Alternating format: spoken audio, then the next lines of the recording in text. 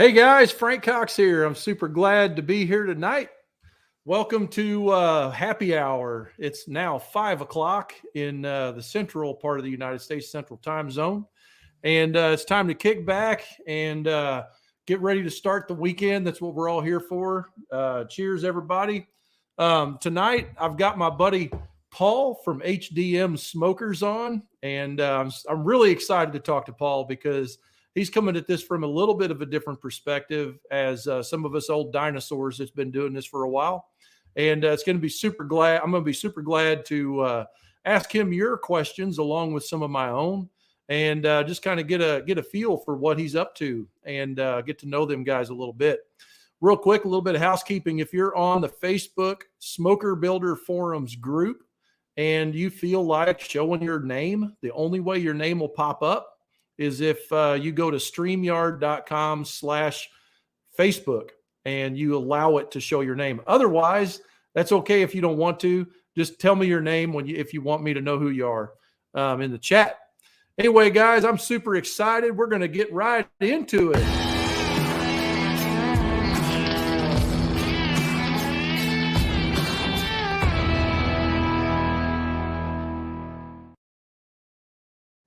Hey, there we are. Are you there, Paul? Got you, bud. How you doing? I'm right here, man. How you doing, Frank? Doing good. We're getting all the streams to shake hands here and stuff. Guys, welcome to the show. This is my buddy Paul Maya from HDM Smokers. He's down in that little hole down there by Katy and Houston, Texas. What town is it actually? Breckenridge or something? It's called Brookshire, Texas. Brookshire. Yeah. Brookshire, Texas. Yeah. So tell us a little bit about your company there, just kind of so people know who HDM Smokers is. So HDM Smokers, of course, we just launched this year in 2022. Myself and two other business partners came together and we co-founded this company. Each one of us coming in with different skill sets. You know, in my particular case, I'm an operations manager. So I'm kind of the guy that's running the shop and making sure that what we're trying to sell is what people want to buy and do it with good quality, you know, and try to do it at a pace that's consistent with keeping the business running. My two other business partners, so it's Slade Den. He came in, with a lot of help financing a lot of our equipment, as well as his connections in the barbecue community with a bunch of pit masters. And then Glenn Henderson is also my other business partner, and he has a lot of connections with networking and reaching out. He has a very far outreach, if you will, with just a lot of different people. So that's who we are. You know, we're coming in. We want to get into this game and start building some really good quality smoker pits. Yeah. So, it's been really cool to watch your journey unfold and stuff like that. You had a career in welding previously, doing some other stuff. What did you do back in the day? So right out of high school, I went in to work for a company called Wyatt Resources over here in Fulshear, Texas, not very far from where I lived. And I started building what are called man guards. And what those were is just these large corrugated piping that were about anywhere from 8 to 10 feet in diameter. And when they were digging in the ground to repair pipelines, they would drop these in, to protect those guys from the dirt collapsing. Then from there, I moved into welding, putting together railroad bridges. So we did a lot of cool. Yeah, it was pretty cool. We did some really big stuff, and it was some of the hottest days I spent between two pieces of steel. There was times where for about 4 or 5 hours, I didn't see daylight. Between these two railroad or these two I-beams. And then I spent quite a few years in a machine shop, from running honing machines to deep hole drilling, lathes, a little bit of mill work, not too much. So I have a decent, amount of experience working with some steel and just steel fabrication. And that's kind of where that started, Yeah. So then you took a little bit of a hiatus, I believe, for a little bit and got into some, phone call stuff, insurance and stuff, I believe, wasn't it? I did. It just kind of happened by chance, I was out talking to my insurance agent at the time, And, my wife was always in the habit of asking if people were hiring just to know for other friends and stuff, right? Pretty young in age and just looking around, everyone was trying to establish a career. And he was looking for someone that spoke Spanish and that was good at talking. And I was good at both. So, he offered me a job and I went from there. And then I spent about 14 years in the insurance industry. So, oh, wow. That's cool. Yeah. So now 2022, the most expensive time to start a pit building business. So tell me a little bit about, what it was like to make that transition. Like what was the main thing that was like, okay, that's it. I'm doing it. What was the aha that happened there? There was a change of management at my previous job at the insurance industry. And I was actually looking to find something closer to home. So I took that opportunity and I was like, you know what, I'm going to go ahead and shift careers back to what I knew or what I've done before. So I guess it's a little bit different in the sense that some people tend to change careers, which is totally different from what they're used to doing. This was something that I was just going back to my roots, if you will. I mean, all the way back to when I was in high school taking welding shop and I was in ag mechanics and FFA and all that stuff, So for me, this has kind of always been my drive.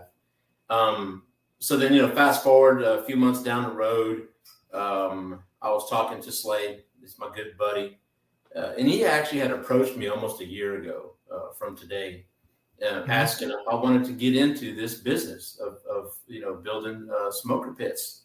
At the time, I wasn't ready. I really wasn't. I was in a good place. But then that life change happened, mid-year around August. And even then, in a few months, I had to dwell on it and had to think about it. I'm like, man, is this the right move for me? However, I'm tend to think in a way that it may not be the right move in my head, but it's something I'm very passionate about. It's something that I had some experience with. So I was like, you know what? Let's try it, man. Let's do it. If anything, at least I did it. And I didn't go forward and say, well, I never tried it, so that's kind of what that drive came from, was like, I want to do this. This is something that I've been wanting for a long time.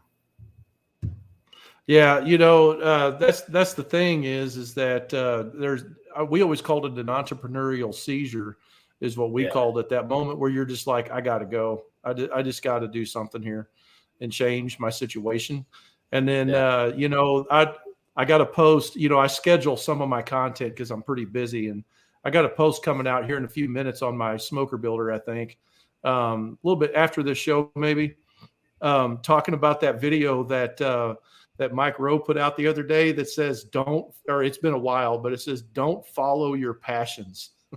And I laugh. I mean, I love Mike Rowe, man. And getting back to your roots and stuff like that, and then taking the plunge and risking it all and starting a business that you have no name, you have no, you got nothing, you got no jobs, you just push it all in, man. Yeah. And I remember the day I did that in the refrigeration trade in 2002, August 26, 2002 was day one, man. And man, my situation was laughable, old 1986 Ford F-150 pickup that took a quarter tank of gas to go 20 miles, and a few hand tools and a bag of wire nuts, man. And I was ready to go, Yeah. And they're scary, man. It can be scary. How do you feel now that you've done it and now that you're in the shop and working? So when we first launched and, we came in January 3rd, hot and heavy, right?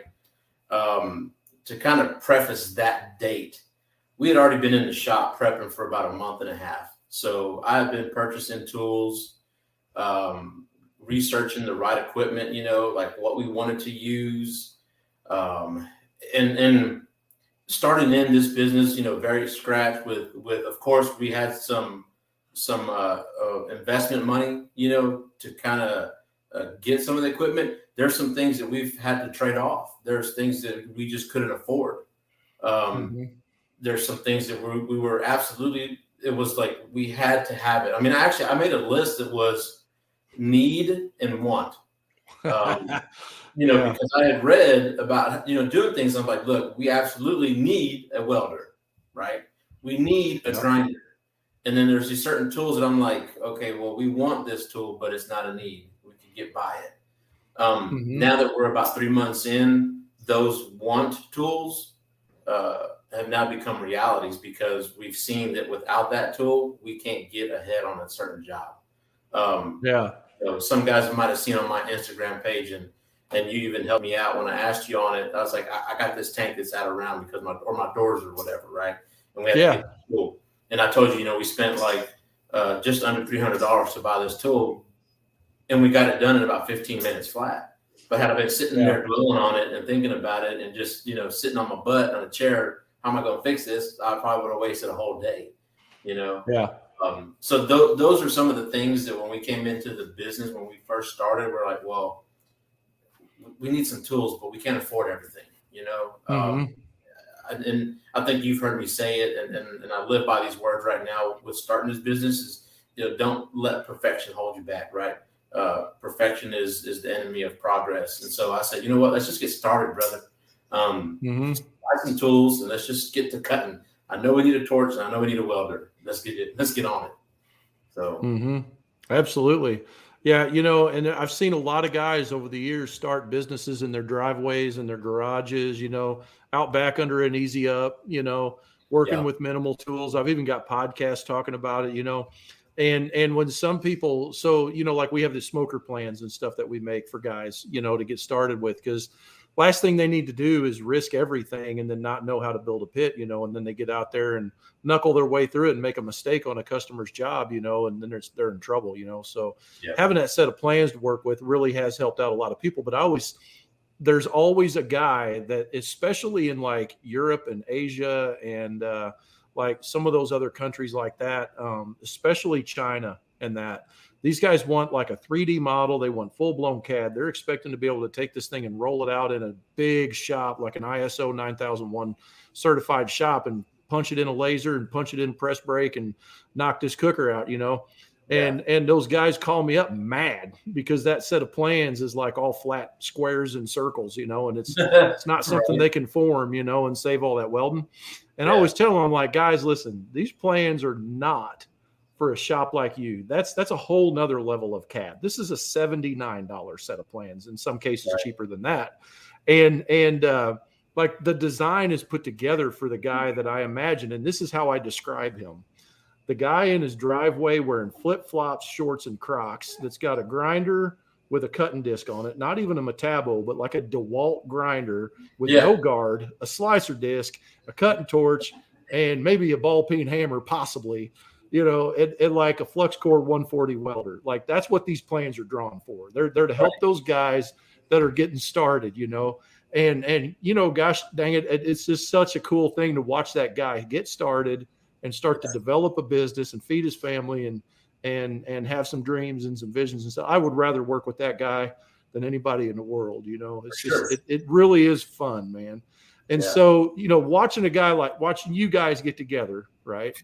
And raise capital and get together and fund the equipment and take that risk out the gate, man, is just, is really impressive, and I know some of the guys watching, they've done the same thing, and it's really cool to see that. Like, we need more pit builders in our industry. There's just too much demand and not enough pit builders. That's just all there is to it, How do you feel right now as far as the outlook? Going through, you've built a few pits, you're taking on a big animal. You got this big 1,000-gallon you're wrestling right now in the shop, you and one other guy. Like, how do you feel going forward? Are you excited about it? I am, man. I really am. I built aside from the small, like the patio cookers or the backyard smokers, what we call them, I've built some before that, but the same size. I've never built 1,000-gallon. But my mindset is like, look, if I can do this, I can do this one. I just scale it up. It's Yep. got a couple of extra doors. It's a little bit heavier than what I'm used to. But the nice thing is that if you get the equipment that you need to move those things, it makes it a lot easier.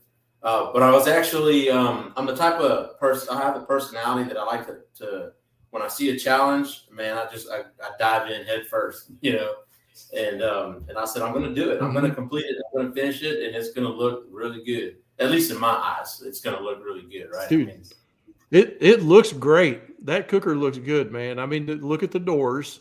Look at how them doors tuned in, and that's not an easy one. That's what 3/8 on that cooker. That was 3/8. Yeah. So, man, that's really killer. To get that kind of tune on some doors like that, and it just looks great, man. Thank you. Appreciate it. You're learning a lot with the plasma table. You're incorporating your own spin on the parts. You're checking all the boxes. I think that's great. So go ahead. No, go ahead. Go ahead. I'm gonna take a sip. Okay. I was gonna say, as far as just locals and stuff like that, do you have a lot of people running in your shop and looking around and kicking tires and we do thinking about buying pits or anything? The nice thing that I like about where we're located, and we're actually renting space in a 5,000 square foot building that we share up front. Actually, it kind of reminds me of one of those commercials you remember seeing where it was like insurance agent and dentist in the same building. You know what I mean? It's like two totally different things in the same building. And up front is like a boutique shop, where they just sell like boutique stuff. But we met them a year ago, and so we my wife Ruthie, she actually remembered. She asked, "Why don't you ask them and see if they got space in the back?" And they did. So the nice thing about that road where we're at, it's Highway 90, the original Highway 90 from way back in the days. Before I-10 used to cut through everything, and so we get a lot of traffic that comes through there. So what we do is we have our smoker pit that we built on the off-road tires, the golf cart tires stuff. We pull it out to the street every day, and we chain it up to the stop sign or whatever we can. We chain it up and we sit it there, and then we'll get people that'll come in and they'll come knocking at the back. Hello, anybody here? And of course we're banging away and grinding or whatever, and we got earplugs, so we can't hear anything when they show up. And we start talking, and so people are starting to see that we're there, and they notice. The other thing that helps us a little bit too is prior to them moving into that building, there used to be a company called Hartman Welding, and they're still in town, but they do more structural stuff. They're not doing what we're doing. And so you'll get people coming in, and they're like, "Hey, we're looking for Hartman Welding." I said, "Well, that ain't us." I said, "But we're HDM smokers, and we can build you a pit." And so we do. Yeah, that's awesome. Great. Yeah. That's awesome. Is them Hey Dudes you're wearing there? Yeah, man, there are some Hey Dudes. You got the Hey Dudes. Yeah. I always laugh when I see people wear Hey Dudes. Well, guys, listen, we're taking your questions in the chat down there. Don't be afraid to pop a question in there. We're going to get into some technical stuff whenever you're ready. Trey was like, "Hey, I'm Trey Lindsay on Facebook." He's saying, "I really like these videos." I'm really enjoying doing these interviews. I think it's really great content. It's just another way that we can get pit builders talking to each other. It's what I really like about our industry is it's not just something that's like all the guys that are in it for money. We're not just competitors. Like you go to a contest or something, you see your brother pit builders, and we're just all hanging out, having some drinks. Like we went to the Royal. What we do at the Royal is we go around to everybody that builds pits. We just hang out with those guys. It's like our own little subculture, and I really like that.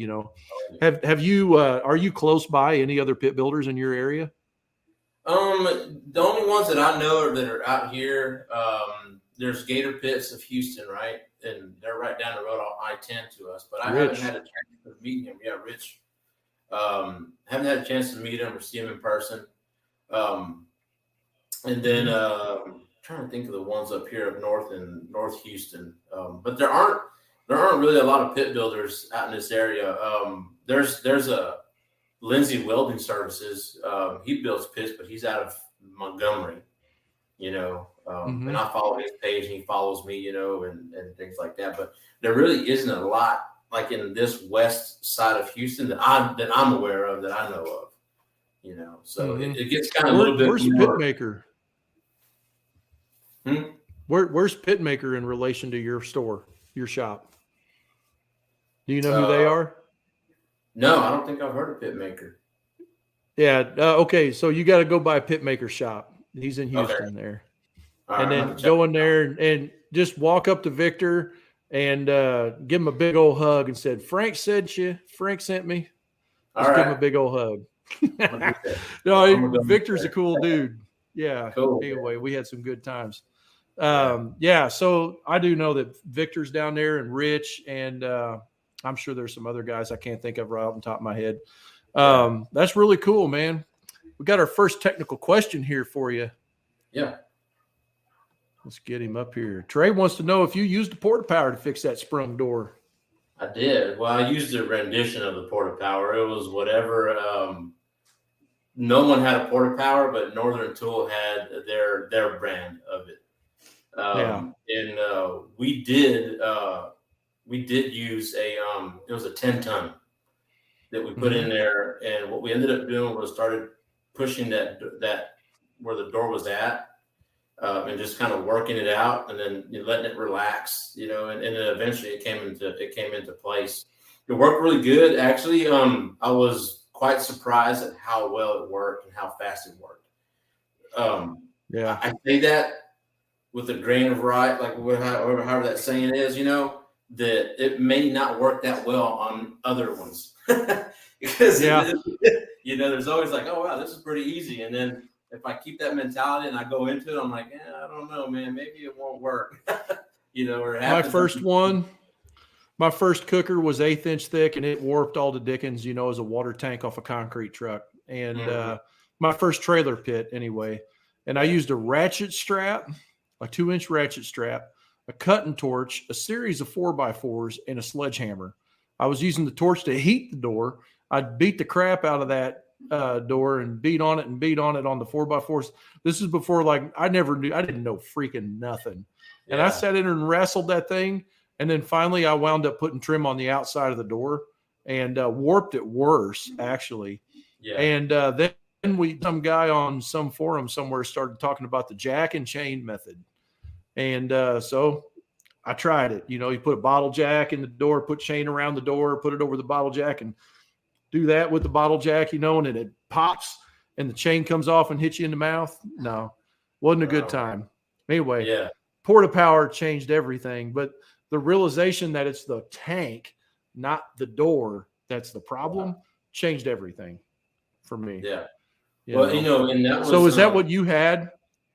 Yeah. So when I started on that tank, we pushed that tank to the shape of that door. And I had some concerns with it because, that little extra section that goes from one door to the next, I'm like, man, what's it going to do to my other door? So it was a very fine line of like, let's push it out here. Let's see what that does when it goes down, and let's check the other door too. And so we were just back and forth until we just got it within a reasonable tolerance. Again, it is a 60-year-old tank. But they looked great. They really did. It really settled in really well, So who's to say that after what's that? Go ahead. I was like, who's to say that I think there's a small delay. Yeah. Who's to say after so many hours of cooking that it won't warp again? But at least now we could probably offer that service to say, hey, we can straighten your doors out. Hey, there you go. Yeah. So when you put the porta power in and you pushed, let's say, get my hands right out like that on the tank. Yeah. Did you take and whack it with a sledgehammer before you let the pressure off? I did. Awesome. Yeah. Real quick, 1 second. Hey, Lisa, yours is faster than mine. It's rubbing my band. She's watching over here with the sound on. Oh, okay. Just close it. Just close out. Yeah, she manages the chat usually, but it's slowing my bandwidth down. Anyway, so I always hit right where that porta power is, right where the punch is, and I didn't hear. Did you do that? I did. I did. You did? So matter of fact, I forgot to do it one time, and Slade reminded me. He's like, "Hey, you forgot to hit the tank with the sled." I was like, "Oh, you're right." So I told Brandon, I said, "Push that thing back out, man." I said, "Let me give it a good whack." Yeah, you got to push it a lot too, man. I mean, I've seen them porta powers kind of do this a little bit. Like, I mean, Yeah. we're putting some pressure on that thing. Ours did that just slightly. It was real heavy duty 10-ton one. So, I mean, it was heavy. I mean, the case that it came in, I mean, it felt like you were just dragging a 80-pound bag of cement on the ground. I mean, even though it had wheels on that case, it didn't spin very well. Yeah, we pulled that thing out, man, and it was I could see that it was bending a little bit. I wasn't too concerned yet. I was more concerned about the hose popping off than I was a bar, bending out. But no, it worked great though. I mean, it pushed out. I mean, I pushed out because the door was, after when we cut it out, it was warped the whole 3/8. I mean, like I said, I could just see black inside the tank, with that crack, the way that door, or the way that the tank relaxed off the door, right? And so when we were pushing it out, I mean, we just gave it everything, and Brandon was just pushing it. I was holding it in place and just whacking it. I mean, yeah, we definitely put some binding pressure on that thing, but it worked. It paid off. Hey, he can't watch videos right now. He's just gonna play cool math games. Okay, cool. Sorry, guys, had to do some family business there. We had to prevent Minecraft. Here's another question here. Yes, sir. We got 524 Rhodes XFN. Rhodes what? I need to know what that means. Where do you find tanks at a price that you're not going to lose your ass? Well, I found, I guess, a question for me or for you, Frank. I mean, yeah, go for it, dude. I'll give my spin next. We just have a local LP. I mean, it's literally called local LP. That's it. That's all that. That's hilarious. I called them up, and man, they had tanks for cheap. I bought that 1,000 gallon. I say only because I thought it was pretty reasonable. Only ran me $400 for 1,000 gallons. That is a good price for 1,000 gallon. Yeah, dude, that's like half. Yeah. I actually had someone asking me. There's a guy, Gary Nasher, out of Nebraska. He had asked me, he goes, this guy's quoting me $100. Is that something reasonable? I said, actually, from what I've heard in different parts, of the country, and just even here in Texas, that's within reason. I said, I just probably happen to get this one really cheap. And then even the smaller tanks are even cheaper. So right now, local LP is our source out here, I just don't know if they have, when we start getting busier, I don't know that they'll have the volume that we need, so that's something that I'm going to have to figure out too as time goes by. So, the best relationship, in my opinion, to form is not with the propane delivery guy and not with the guy that owns the company. It's with the guy that drives the truck that goes and sets the tanks. Because when that guy goes and swaps a tank out to someone that has a personal tank that they own, they usually don't take it back and try to use it. They usually just take it home. The guy does. And so up here, like Feral Gas, All-Star, or AmeriGas, these big chains, they will not sell you a tank.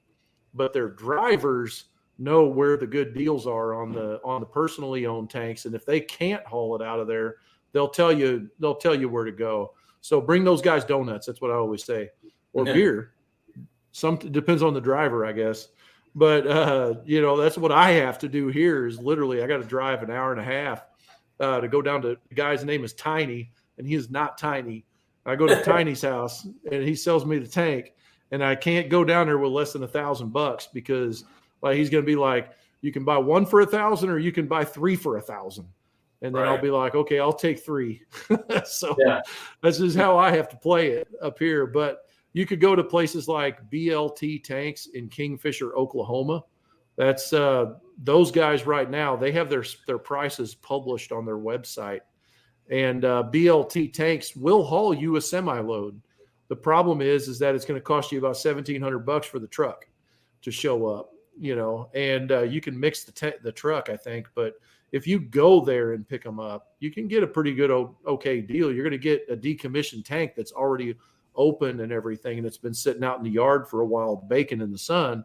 So that's a pretty good deal, I think. And basically what will happen is 1,000 gallons going to be 800 to $1,000 is what's going to be. Plus you got to drive and go get it, So I've never personally went there, but I got a lot of buddies that go there. So that's a really good question. Mm-hmm.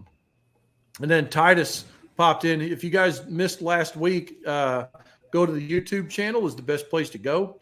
You can see my interview with Titus last week, Bobby Titus Smokers. And that was a great time. I really had a good time. He's out of California, and he says this industry is way better than the off-road industry, which is where he started. Yeah, totally. We're glad to have you, bro. Anyway, he's saying the same thing. Big wig. Randall Barbie.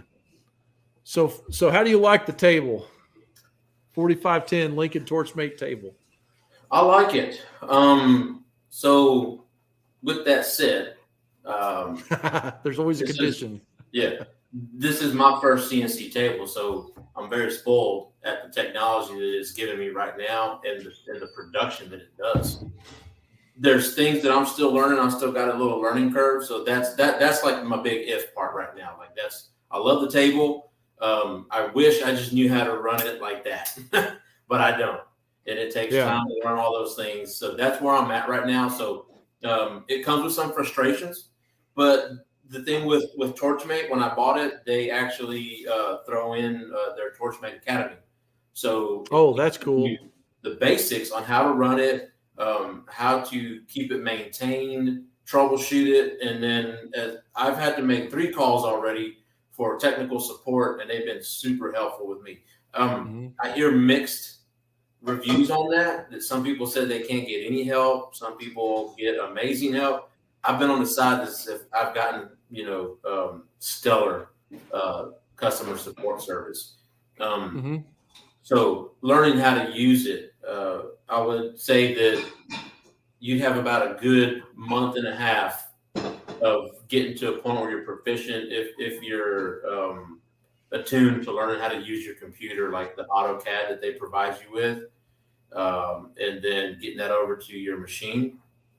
And then I would say, aside from the cost of the machine, a good couple $1,000s of sheet of steel to to really get a grasp of what it can do, so you can see what it does. Like right now, we've cut 1/8 steel, 3/16, and 1/4 inch. 1/4 inch is probably the thickest that we'll do, but I really do like it. I mean, I've gotten really good at the AutoCAD, or I say really good. I've gotten really good at the parts that we have to design. Put you that way. We're not doing anything super complicated. So that brings up some questions. Let's dwell a little bit on this table. So for the guys that are wondering, what's the price point on a 5x10? So on the 4510, they have a base price. And I'm trying to remember numbers exactly, but we got it with upgraded software. We went ahead and bought all the plate guard, that Lincoln Electric sells that you mix in with your water. We bought the extra consumables packet, or like the starter consumables kit. There's what they have, the software is called Pro Text Form, that allows you to shape your letters to whatever sign you want to do. But all in all, it was about $43,000 for that whole thing. Wow. Everything. That's with delivery too. They included delivery. The nice thing about this table is it comes assembled. There are other CNC tables that just come in a big old box with a set of IKEA instructions. I had one. That was my first one. You're left to your own devices, right? With this one, I liked the idea of it being assembled already. I had to offload it, and that's a whole nother story on getting that thing inside our shop. But so you have to offload it. You set it in place. You get your electrical running. You get your electrical, which it can run on 240 or 3-phase. Three-phase, 208. Put your ground, and then you put your water in it, and you just turn that thing on. Or you got to plug it into a 110 for the computer, which is called the VMD, which is the Visual Machine Designer. And that just needs a 110 because it's a computer, basically. Yeah. So is their software proprietary, or are they using something like Windows, Linux, something like that? Like, is it? It's Windows. They use Windows. It is Windows.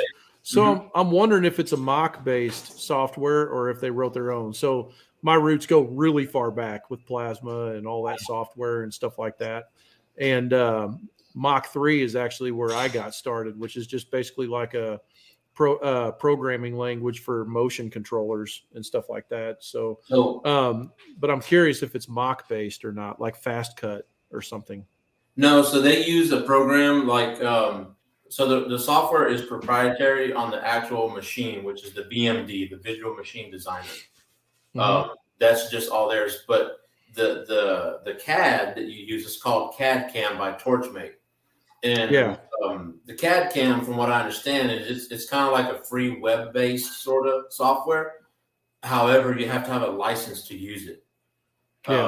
So when we did this, of course the machine, it comes with one license.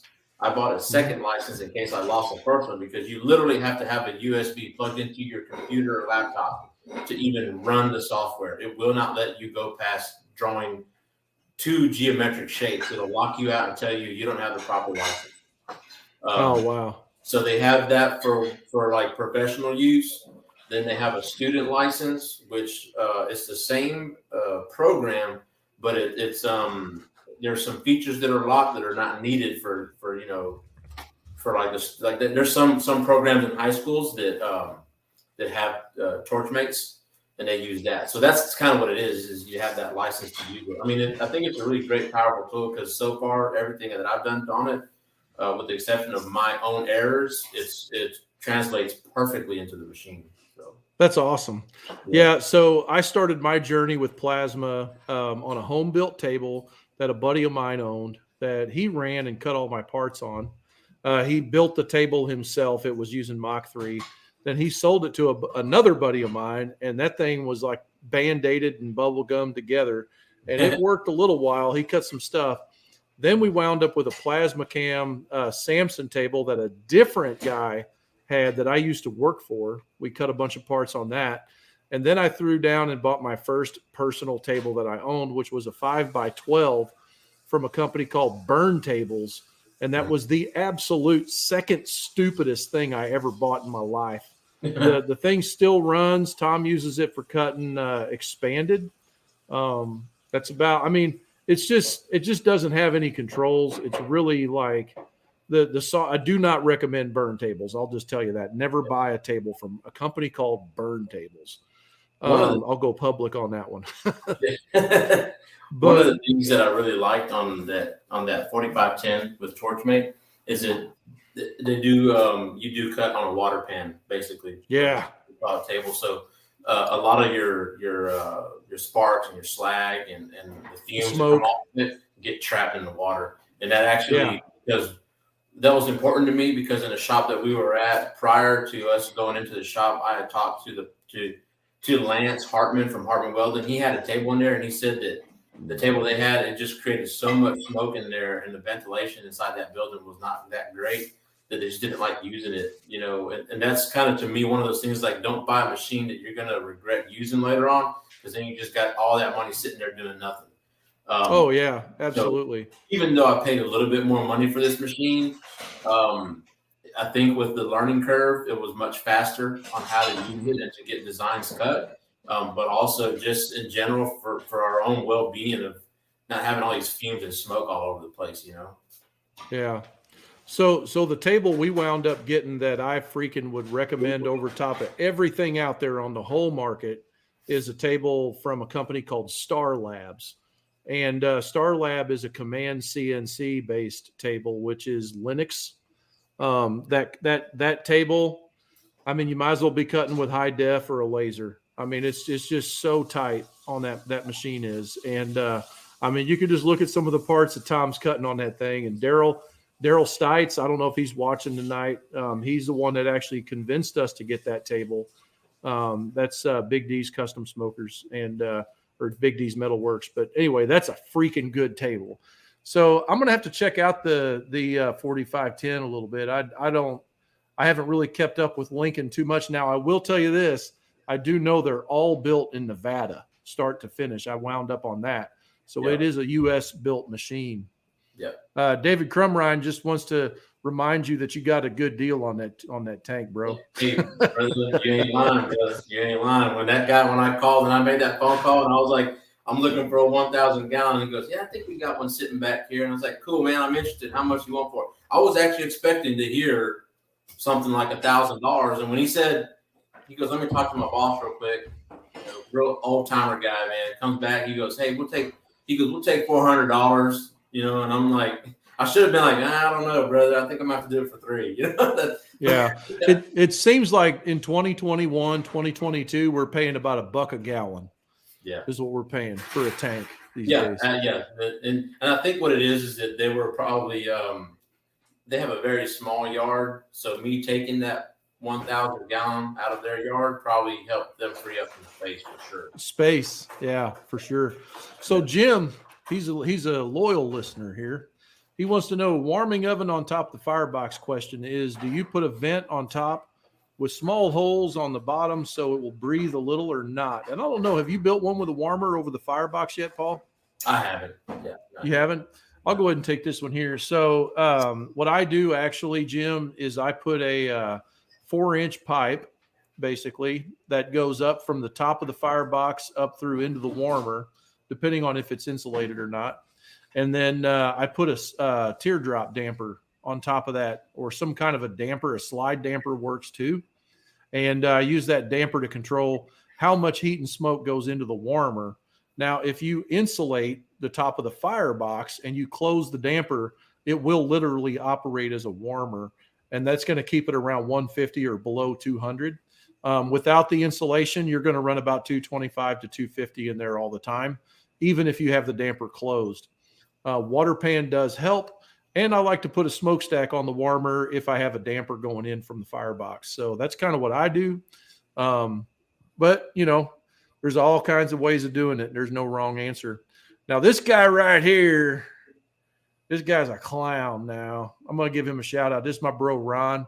He's learning how to use StreamYard. If you guys are in the ham radio industry or you guys looking at ham radio stuff, he's on top of the pile. He's the king. You got to go check out Bridgecom Systems. And that was not a paid plug. Anyway, yeah, so that's cool, man. So so you're doing the 1,000 gallon. You got a couple patios running around. I really like your patio model that you guys build. Thank you. It's a really nice design. It's a good price point. I think we were talking last night a little bit about that. I think price point on that. What does that run? So we start off with the standard ones that come on the caster wheels. We do include, like a firewood rack at the bottom, and a slide out cooking rack. Those run $32.95, and it's all Schedule 10 pipe on that. I like to have spinning handles. It's always something that ever since I built pits, even in high school, I put this spinning handle on it. So when you roll that lid, it just you don't have to worry about this thing getting in your hand. Roll it in your hands. Yeah. I like to do that. So we build them. That is like that traditional offset. So it's an uninsulated firebox. And then right now we have the ones that are basically what we call the elite. We call it the Rouse 80 right now because it just started off as an 80 gallon, but we're going to build those in 100 gallon configurations as well. But that one with the golf cart tires and insulated firebox and 2 cook racks and tell true thermometers that we actually got our logo in them, which I'm really proud of that. Those are really cool when we got those in. Yeah. Those run about $56.95. And again, it's all Schedule 10 pipe and real heavy stuff. So. And you got the big wagon handle and the golf cart wheel system. It articulates and stuff, like it turns by the handle. I saw you pulling it across the yard. It's a big heavy pit. So those are Schedule 10, the bigger model. It is a Schedule 10 pipe with a 1/4-inch wall on that insulated firebox on that one. Yeah. And so you're insulated. Let's talk about your fireboxes and how do you build out your fireboxes inside out? So inside out, with that particular one, I start off on that model, done up. It's a 20-inch diameter pipe. And then we actually take the rock sool, and then we just take like some that baling wire, and just wrap it around the tank. And then from there we center it up, and then we build a box around it, a 1/4-inch wall. Now that I have the CNC table, because those first ones that we built, they were all by hand. I mean, we scribed everything by hand. We put a center punch, and we did all our radius circles and our cuts, and put guides and used everything. I mean, we built it just like original old school style, man. Nothing fancy. I did have some little flange wizard, guides on the torches to help us get the better radius, And so we built that one, but I like to build mine where they're flat, like the bottom of the firebox and curves. It's flat with the edge, so when you're cleaning it out, there's no lip that's going to catch or anything. So we put a little chamfer on it, and then we weld in deep, and then grind that smooth, so everything just comes out back nice and neat. And you're That's not cool. always kicking a weld and wearing that weld off. Yeah. So we just we don't have like the damper on our door, but we just have the basic where you just open it up. We just kind of go back old school where you just crack it. I've noticed that cooking on that insulated firebox, I mean, it really just needs almost like a 1/2 inch open, and it just burns so well. I mean, you get a good, nice blue thin smoke, real small fire pile, and it holds the heat really nice.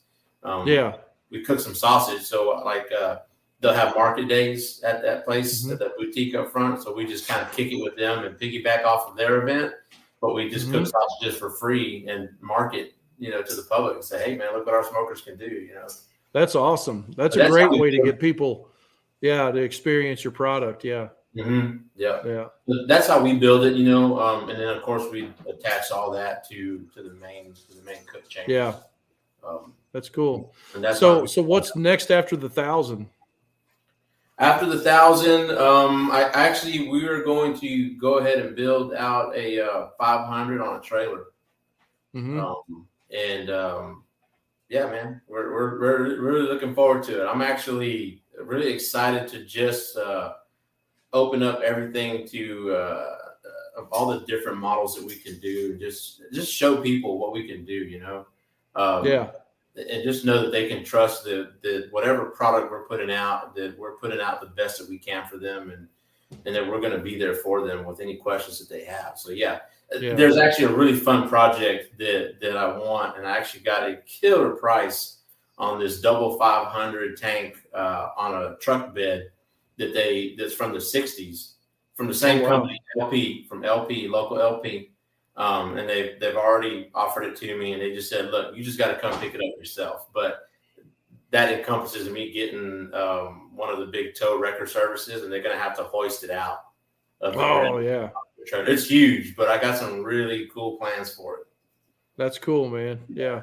That's the fun part of this, is just like doing something unique that like these actually I got 3 of them.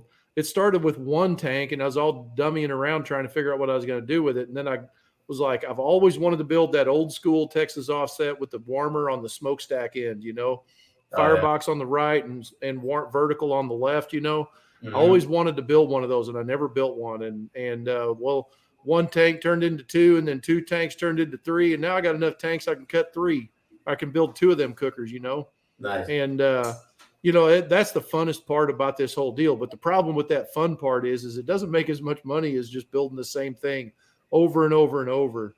Yeah. So how do you guys think you're going to position yourself in the market? Do you think that you're going to have you guys really thought about it much? Are you guys going to try to build and then sell, or sell and then build? Have you guys thought about that? And what I would like, and all 3 of us are aligned on the same path, is I would like to have where we're always consistent with having, like the backyard patio smokers. There's always going to be availability. Of course, there's always the reality of how things go when you start putting that all together. But the goal is to get to that point where someone shows up and they're saying, hey man, I just want to buy this model. Or like, we'll always just have this model available. It's not going to be any kind of customization or anything like that. It's just, here it is. Here's a great smoker. It's ready for you to take home today. I Yeah. always want to have that. I'd like to have a separate team that works on some mild customizations where they can pick like a package of customizations, because at that point we can still do that in a very efficient way, because we'll just already know, okay, here's the base and we're adding these things, and they already know, okay, we've got to cut everything like this. Or what I really want to do is we just have everything already cut for that, and they just pick it, from our inventory. So not a blank check sort of customized pits, but more of a customize your package, almost like ordering a new Jeep. You go in and Exactly. you pick Yeah. So the you already know that your package, Jeep's going to come with 2 or 4 doors, whatever you do, or it's going to come with an engine, wheels, and a shell. And then from there you pick your color, and there's certain things like just the different, of course it's limitless, but like at a car dealership, they'll say, okay, well, they have the, like at Ford, there's the XLT, there's the Lariat, there's the King Ranch, the Platinum, and then there you go. And then that's it. Yeah. But in this case, because they're smoker built, they're just smoker pits, there's not a ton of features we can just add here and there, little things. Yeah. But we would like to offer, full customization as well, as long as that guy comes through and, like all the other builders, if they're willing to pay, $1 million, bro. $1 million. Yeah. That's what it is. Yeah. So, but we would like it to be at a point where we're always offering our smoker pits. They're always available. I'd like to overcome that hurdle of having to tell people, no, man, we got, I don't know. Like I say, there's that goal and that vision, and then there's a reality, and I'm trying to bridge that gap to where it's within reason, Mm-hmm. Yeah, that's super cool. Yeah, I like that core product approach, where you've got this one thing that's just always on the shelf, and sure, we can build you something else, but here's the way that works. And we can get you this today or even next week or 2 weeks, minimal lead times. I think that's a really good approach in this industry. I know that a lot of guys are starting to just basically get to the point where they're just going to build and then sell. And while, the real issue, and I think that's a good approach too, because, you can build whatever you want, but honestly, there's such a demand right now for these big cookers. You could just pick a size, 250 gallons, and just build those. As long as you could get those that inventory, you could just focus on that one size and then build 3 different options around it. And because we all get that phone call. Let me know if you've had this phone call yet. The guy that calls up and says, "Do you just have anything there I can buy right now? I just need to buy something today." We get that phone call all the time. Yeah. Do you get it? I mean, not yet, man, because if I did, I should be telling them. I said, I'll have it ready for you in about 3 days, and we'd be working 24 hours a day. Just to get that thing busted out. Yeah. See when we get that call, it's just like, I'm sorry. I wish I did. Yeah. I'd freaking love to sell you something right now. Everybody else wants something right now too. It's just the way that the demand has just gone through the roof. What do you think caused that demand? Is it like, Aaron Franklin, but look at the industry. What's the deal? Is it just an irrational passion and just people just can't get enough, or what is it? I believe so. You see me with this Harley Davidson shirt on, and I'm a big Harley Davidson motorcycle rider. I don't care what you ride, but I'm a big motorcycle guy. I love Harley Davidson stuff. And even at the toughest times, man, it's just one of those guilty pleasures. Just like, I just want this, I want to buy it. And if you can afford it, and it's within your means, I just think that's what it is. I just think that there's this this culture of it's the lifestyle. People post pictures and they're like, man, this is awesome. This is what I want to do. I want to be cooking and smoking, and I want to brag about being up at 4 a.m, getting my fire going and throwing my brisket in there and talking to my friends and say, hey man, I've been smoking this thing for 12 hours, 16 hours, whatever. Yeah. I just think there's a bravado with it, and I love that, man. I mean, I think it's awesome. It's just, I think it's one of those things I tell people. I said, look, brother, if you can cook a brisket and you can do it over and over again, you got some real grit, man. Yeah. So I think that's what feeds it, Yeah. The funny thing is like we always joked about on our forum, the old Smoker Builder forum, when you go back over there and check out some of them older threads, down 2018 and earlier, you'll see a lot of guys on there that just all they did is they like took all these pictures of their entire build, right? They posted tons of pictures of building that cooker. They got up to the day where it's the big hurrah, and they're posting pictures of that finished pit. They post a bunch of pictures of the finished fire. They post pictures of the raw meat going on the cooker, and there's no more pictures because like they could give a crap about the meat. They had so much fun building that pit. Now they're talking about the next cooker they're going to build, and it's just almost like you had to choose a path. Are you going to be a smoker builder or are you going to be a pit master? And you can't, it's almost like you can't be both. So which one are you? I mean, man, I'm a smoker builder, man. I posted a picture on my Instagram and I was saying, I get that question. I get the question often. It's like, well, since you know how to make them, do you know how to use them? And my answer is, yeah, I do. I said, but you know what? There are pit masters that are a lot better than me, and I let them do the cooking and they let me do the building. Yeah. And like I'm the world's worst because like I cook a lot of dang food, man. We cook so much food and I never post pictures of food. It's always about like being in the just the identity of being a smoker builder and like how much fun this is. And like I said earlier, that post that's going up that Mike Rowe put out, that video a while back, that was like he said, don't follow your passions. I think Ron, my buddy in the comments there, I think he was here that night. Me and my buddy Lepich and Ron, we was out there watching that video, and I mean, we just laughing about it.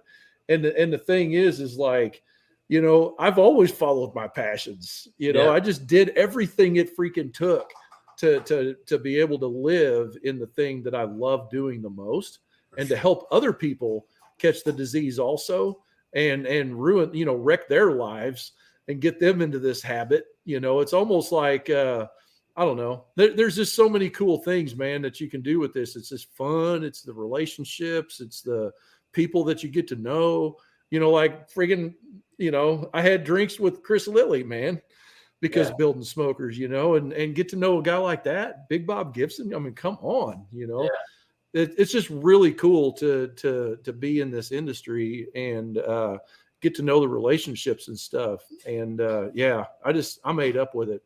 So I have a hard time with that video because I get the point of what Mike is saying. Mm-hmm. And that post will go up here shortly. I think I got it scheduled for about 7 or so. But I have a hard time with that. I really kind of, I'm caught in the middle because I believe in what he's saying for the masses. The guys that somebody's got to pick up somebody's got to run trash truck. Somebody's got to be a diesel mechanic. Somebody's got to, be a fisheries biologist, whatever it is. They all got to do those things. And or somebody's got to be an accountant, right? And he's just saying like, it's just the message. So I'm not going to try to preach at you about it. Yeah. But how do you feel about that message? Oh, man. Did it start off as a passion? Probably not. When I was a lot younger and I was in high school and learning to do stuff. Actually, I even go further back because I was asked this question. I grew up. My mom was a single mother, raising me and my siblings. My siblings were older than I was, so they moved out, and it was just me. And my mom bought a house that needed a lot of upkeep, so she was constantly every weekend. We were doing something to the home to get it better. Whether it be painting, changing baseboards, putting in floor, building this thing. And so at a very young age, I just learned to work, and I hated it because all I wanted to do was go play and have fun and be a kid. I didn't spend my weekends or the evenings going to like Toys R Us. We were at Home Depot. This is the story that I tell people. Home Depot was my playground as a kid. And so growing up, No, it wasn't. But then as I got older, I grew an affinity to always going back to that and always tinkering and always building things. And so what started off as a job and a chore became a passion. It was something that now I long for, that I wanted to do. So me personally, yeah, man, chase your passion. If it can make you some money, well, man, that's awesome. Even if it doesn't make you money, do something that makes you happy, Yeah. that you get some fulfillment out of. Don't just do it because you think other people think it's cool. It's just, man, because in the end, you're going to have people that are congratulate you and cheer you on, but the majority of them, they're not. And so the only drive you have is yourself, and that passion is what's going to give you that drive.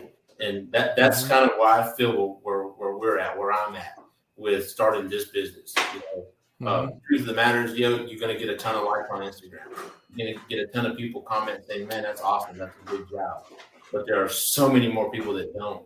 And even though you appreciate the people that do give that to you, we all want validation. We all want people to say, dude, you're doing awesome. We all want that. It doesn't matter what we're doing. But passion is what's going to drive you past that and say, you know what? I don't care what anybody says. I'm going to do it anyways. And so that's what I feel about it. I mean, that's, I guess, my personal message about doing something that you're passionate about. So, yeah, absolutely. So here we're at the top of the hour here. So kind of give me your thoughts or your advice towards anyone that's sitting there on the fence. They're like 1 foot on one side and 1 foot on the other, considering to start a pit building business. What would your advice be? Oh man, I got to dig deep for that, brother. I knew you would. You got to dig real deep, man. Because hey, wait. So before you answer the question, when did you go full time? Because I know the answer. Oh well, January 3rd is when we opened up our shop, but I'd already been there somewhere around late November. Yeah. So January 1st was day one. Yep, was day one for us. And man, I would tell you, if y'all guys are looking into getting into building smokers or just your own business, I kind of, when we first into it, I thought about it. I talked to my wife. I always consult with her. If you have your better half or your kids or whatever, figure what's going to be the best move for them, or together conjunctively, because really whatever you do and whatever affects you is going to affect them. So if you work long hours, they're going to feel you working on long hours. Are they okay with that? Can they deal with it? Do they know that what you're doing is to better yourself and as well as them too? Put down on paper what it's going to cost, man. I mean, for us, fortunately, we were able to start with some capital, and we're in a shop. We bought some equipment. Not everybody can do that. I mean, I wouldn't have been able to do it by myself. I'll tell you right now, if I said, Paul, you're going to go in and be a smoker builder, I'm going to tell you right now where I was going to be doing it, in my garage, in my backyard. That's where I was going to start. If that's where you can start, then start, man. Because if you start, you're already a day ahead of the person that hasn't. You build a pit in your garage and you sell it, that's money right there that you got, and you can buy another piece of equipment or move on to buy another tank and get on down the road. Definitely put everything into perspective, but don't let obstacles hold you back. Again, you'll never start if you're just looking for that perfect moment. You will never start because there's never a perfect moment. What was that perfection thing you said? The quote Winston Churchill said, perfection is the enemy of progress. If you're waiting for things to be perfect, you will never progress forward. You'll be stuck in the same place wishing you had started. So that's where we're at. We started. It's not perfect at all, man, by any means. There's been some days that I've come home very defeated, but I went right back to it the next day. So yeah. And as long as I've been self-employed, I've never been the guy to look at what could go wrong ever. I've never been that guy. I've only looked at what does it take to make it go and what can I do or what is possible or forward, And there is a little bit of wisdom to be. I will tell you this, that like I am blind to it, and that's not entirely healthy. There is a little bit of you should at least be aware of what could go wrong, but don't focus on what could go wrong. No. All the what ifs and the buts and those kind of things. I've always just moved and went fast. And I just decide and do in massive action and just go. And I've lost a freaking lot of money, but I've made a lot of money too, So over the years, I guess just getting comfortable with failure and knowing that failure is not really failure. Really, what it is, it's an opportunity to not do that again, and learn from what you just effed up. And move forward and do the next thing that you should have done, and listen to the peanut gallery a little bit. The guys back there saying, what you should have done, listen to them a little bit because they're actually watching you, possibly, and they might have some insight that you don't have, but don't focus on what they're saying. Just go and do. No. And so my advice would be don't not do it, but don't go into it without being in alignment with your spouse or your significant other or your partners or whatever has to happen. Because if you go in and you're not aligned, that's going to bite you in the rear later, man. People will blindly follow you wherever you go. And if you don't have that communication up front and that alignment up front, it will come back. What is not talked about, a guy named Brandon Dawson says, what is not talked about will become a problem. Yeah. So anyway, brother, I appreciate you, man. I'm super pumped that you were on here. And I don't want to put you on the spot, but you need to get back to me about the NBBQA thing. I'm super excited about that deal. Yeah, man. No, probably standing on the other side of the camera. Huh? Yeah. No, so I'll give you some more detail on that, man. Yeah, for sure. Yeah, cool. Anyway, if you guys don't know what the NBBQA is, that's the National Barbecue Association. You should check them out, nbbqa.org. If you want to be more involved in the barbecue industry, that's a great place to start. And they got all kinds of helpful resources, no matter where you're at or what you're doing in barbecue. Paul, brother, I appreciate you, man. Bob is over at the Weldon School with my bro Aaron, and they've been over there filming content, and I got to get back over there. But let's do this again sometime, man. Yeah, for sure. I'm down. Cool. Appreciate you guys. And this is going to be up for replay as soon as I hit the stop button. And let me know if this was helpful. If you got any little nuggets of information, like and subscribe, whatever platform you're watching on, if you don't mind, and share it with a friend. I'd sure like to gain new friends by your kindness of sharing this thing. So we'll see you guys later. Have a great weekend. And we'll see you later.